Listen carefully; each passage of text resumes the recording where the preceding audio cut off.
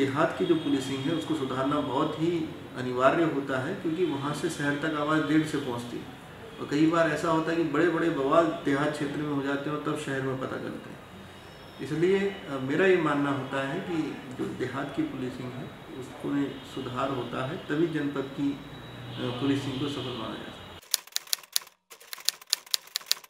दूर दराज के थाने होते हैं, उसकी दूर दराज की चौकी जो मुख्यालय से लगभग औसत जो होता है 70-80 किलोमीटर पर होती है, वहाँ पे जो आदमी है, गरीब है या पीड़ित है, उसके लिए सब कुछ उसके बीट का, हल्के का इंचार्ज और बीट कांस्टेबल होता है। यदि वो सही मंशा से कार्य नहीं करेंगे तो समाज का शोषण होना निश्चित है। इसलिए कभी भी कोई पुलिसिंग हो तो हमारा ये दबाव रहता है कि एक तो जो बेसिक पुलिसिंग होती है जिसमें हम लोग हिस्ट्री शीटर के विरुद्ध कार्रवाई, गैंगस्टर के विरुद्ध कार्रवाई, कोई गुंडा है उसके विरुद्ध, कोई दबंग है उस पर गुंडा की कार्रवाई, 716 मिनी गुंडा जिसको लोग कहते हैं, 110G उसकी कार्रवाई, ये सब हम करें। अगर देहात के दूर दराज क्षेत्रों में डकैतियाँ और बढ़ती हैं, डकैती का डर होता है, तो पिछले 10 साल में किन लोगों ने डकैती डाली, किन्होंने लूट किया, उनको सूचीबद्ध बना के उनकी निगरानी करना, हिस्ट्री सीटर की निगरानी करना। और इन सब के बाद देहात के थानों में जा कर के उनकी समीक्षा करना, वहाँ के देखना कि ये लोग क्या कर रहे हैं। देहात से कोई हमारे ऑफिस में आए तो वरीयता पर उसको सुनना।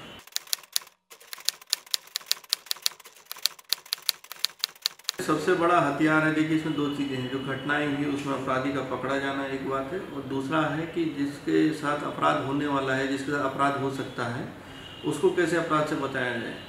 जैसे वृद्ध महिलाएं हैं, वो जब बैंक में जाती हैं तो कोई आदमी उनकी मदद करने के बहाने आता है कि चाची आइए, ताई जी आइए, मदद करते हैं, और फिर उसके बाद उनका जो बैंक से पैसा ले करके और अचानक से गायब हो जाता है, ये कह के कि अभी आ रहा हूँ, इसे टप्पेबाजी कहते हैं। या कोई फ़ोन आता है, पिन नंबर मांगते हैं, वो अपना बता देते हैं, इस तरह की चीज़ें। तो गांव में अवेयरनेस ही इसका इलाज है, जागरूकता। जैसे आपने देखा होगा कि हम लोगों ने 20,000 पैम्फलेट स्कूलों में बंटवाए कि वहाँ की जो मॉर्निंग असेंबली में जो प्रधानाचार्य है उसको पढ़ के सुनाएं बच्चों को। उसमें भी ये सब बातें हैं कि हम ATM का पिन किसी को नहीं बताएंगे।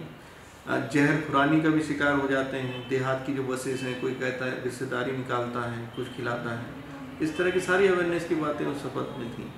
ये घर में सब लोग नियम बना लें, ATM का पिन किसी को नहीं बताना तो नहीं होता। जब तक ये नियम नहीं बनाएंगे तब तक इसमें रोज़ कुछ ना कुछ इस तरह की सूचनाएँ आएंगी, और जहाँ अवेयरनेस बढ़ी है वहाँ इस तरह के अपराध होंगे। देखिए, लोकतंत्र को मजबूत करने के लिए आज की डेट पे जो 2 नंबर हैं, 10, 90 और 100 नंबर, इस सबके पास है। ये लोग डायल करें और इसमें अपनी रिपोर्ट तत्काल रिपोर्ट करें। यदि 100 नंबर पर इस तरह का कोई कॉल आता है तो फिर वो दब नहीं सकता, या 1090 पे कोई हरासमेंट के कारण कॉल आता है तो वो दब नहीं सकता।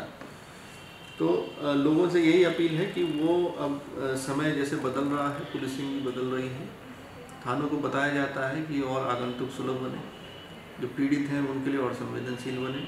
तो जो जनता है वो अपनी बात को दबाए ना रखे और खुल के सामने आए, चाहे वो जाति के आधार पर शोषण हो, चाहे लिंग के आधार पर हो, या किसी धर्म के आधार पर कोई कहीं पर कोई शोषण हो रहा हो, तो लोग सामने आए और अपनी बात रखें।